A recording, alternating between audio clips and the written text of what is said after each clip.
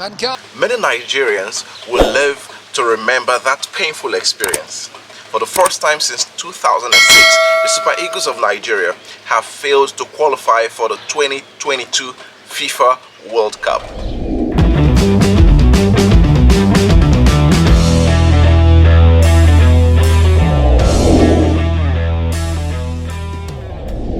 Many fans of the Super Eagles, myself inclusive, were disappointed because our darling Super Eagles failed to make it to the World Cup.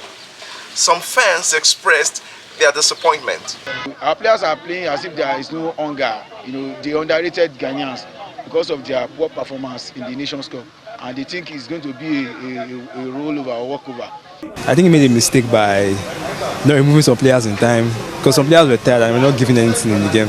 And I think he brought the wrong players inside the match, and it was so sad that we could not win and qualify for the World Cup. I'm so disappointed with the way the Super Eagles of Nigeria played today in Abuja. They really did not give their best. They were just slow. Osimhen was the only player that gave his all, and now we are not going to the World Cup. So how will I be watching the World Cup without Nigeria playing the World Cup? The fans reckon that the Super Eagles did not give their best. One of the reasons why many Nigerians were so disappointed, I believe, was because of the high expectations that we placed on the Super Eagles. They were provided everything necessary for the World Cup qualification and even promised to receive more if they qualified. Unfortunately, they did not qualify. Now, what followed next was expected. The head coach alongside his coaching staff resigned because he could not deliver on the mandate given to him. That is, to qualify Nigeria for the 2022 FIFA World Cup. And we can Augustine Eguavoen has resigned from his position as Nigeria's national football team coach. Eguavoen's resignation comes just 3 months after he took over from Genot Roy and is a direct fallout of the Super Eagles' failure to qualify for the 2022 FIFA World Cup in Qatar. Sports fans all over the world know that when a coach does not deliver on the mandate given to him, he either resigns or he's sacked. That is the norm in the corporate world. But in Nigeria's political space, that is not the case. First, it is extremely difficult to see a Nigerian politician resign from their position because they failed to deliver on the promises that got Nigerians to vote for them in the first place. In fact, it is almost like the more they fail, the more they want to continue to remain in office. Meanwhile, when a sports coach or company's CEO fails to deliver, they are sacked. A peep into the just concluded presidential primaries of the All Progressive Congress, APC, is a testament to the fact that the more Nigerian politicians fail, the more they want to remain in power. Let us take a look at some of the promises made by President Muhammadu Buhari and the APC. 1. Ban government officials from going abroad for medical treatment. We all know that when it comes to traveling abroad for medical treatment, President Buhari undisputedly wins the gold medal. To be sincere, we have lost count of the number of times that he went abroad for medical treatment. 2. Public declaration of assets and liabilities. Many times President Buhari vowed to publicly declare his assets but never did. After entering office, the presidency vehemently refuted claims that President Buhari at any time during his electioneering campaigns in 2015 and 2019 promised to make a public declaration of his assets. Note that the key words here are public declaration of assets. 3. 35% appointments of women. After promising to appoint more women into his cabinet when he assumes office, only 7 women made the list. 7 out of 43 positions represent 16% of women's appointments rather than 35% earlier promised. The president's disregard for women was highlighted when he responded to his wife's criticisms of his government's performance. Take a listen. I don't know which party my wife belongs to, but she belongs to my kitchen and my living room and the other room. 4. Creation of 3 million jobs per year. I believe everyone can remember this.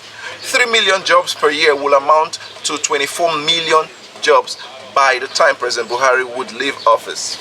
In reality, that is not the case. Nigeria's unemployment rate has more than tripled in the last 5 years and has been projected to get worse. Instead of creating millions of jobs as promised, Nigeria has lost millions of jobs. This means that Nigeria has the second highest unemployment rate in the world. There are 62 failed promises by President Buhari and the APC. I have put a link to those failed promises in the description. Kindly check them out.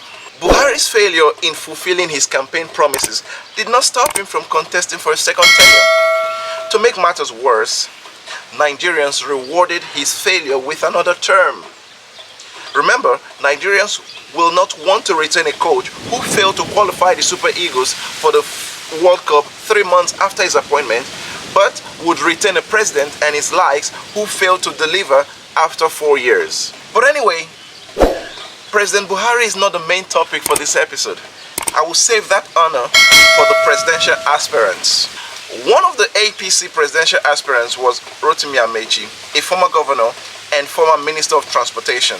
Under his watch as the Minister of Transportation, the Abuja-Kaduna train was attacked by terrorists. Many were killed and the others kidnapped till today. In saner climes, the minister would have resigned from office as a result, but not in Nigeria.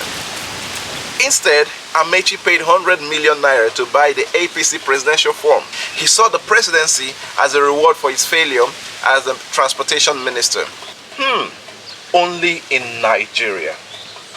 Next is Dr. Chris Ngige, the current Minister of Labor and Employment. Under his watch as the Labor Minister, Nigeria became the country with the second highest unemployment rate in the world.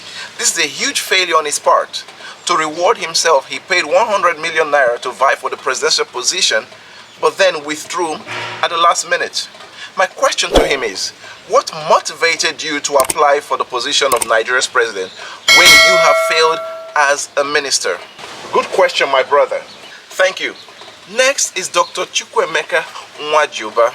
He was the former Minister of State for Education. And to be sincere, I did not know about him until the APC primaries. You may not believe it, but he paid 100 million naira to buy the APC presidential form. He had the guts to vie for the presidency while our universities are on strike and millions of Nigerian students are at home. He rewarded his failure to ensure that our education system succeeds by wanting to become our president. Chai, some people don't have any conscience at all. I'm telling you. Next is Governor Yahaya Bello of Kogi State. He's one of the youngest governors in Nigeria's history. He became Kogi's governor in 2016 at the age of 41 years. His administration has been marred by scandals upon scandals. At one point, he owed his workers 39 months of salary arrears. 39 months of not paying Kogi workers. As usual, he vied for the presidency as a reward for that. The last person on this list, but certainly not the least, is Godwin Emefiele, the governor of the Central Bank of Nigeria. Under his watch, the naira has its worst value to the US dollar in history. He still attempted the presidency as one of APC's presidential aspirants. Listen, there are many more politicians who, despite their poor performances, still want to be rewarded with another tenure. If we cannot give the Super Eagles coaches who failed on their given mandate another chance, then we should not give politicians who have failed another chance. As Nigerians, we sign a social contract with our elected officials. That is, they present their plans to develop our communities to us, and if we like what they've presented, we give them our votes.